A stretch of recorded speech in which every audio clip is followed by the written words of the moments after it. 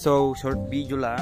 Then, dito tayo ngayon sa bukid. So yun, bali papakita natin yung kinabit natin na air filter dito sa motor natin. So yan siya ngayon guys. Yan.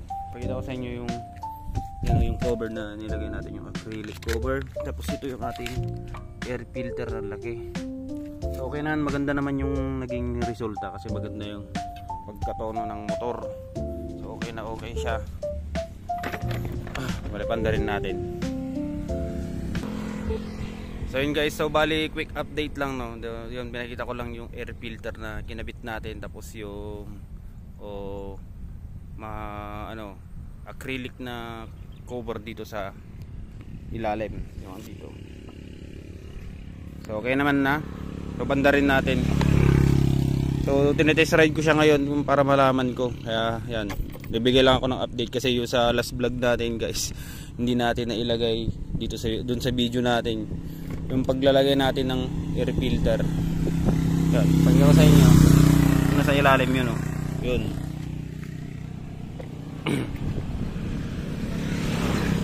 Banda rin natin guys.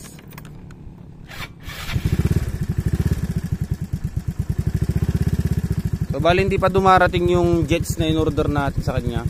Kaya medyo parang overgas pa siya.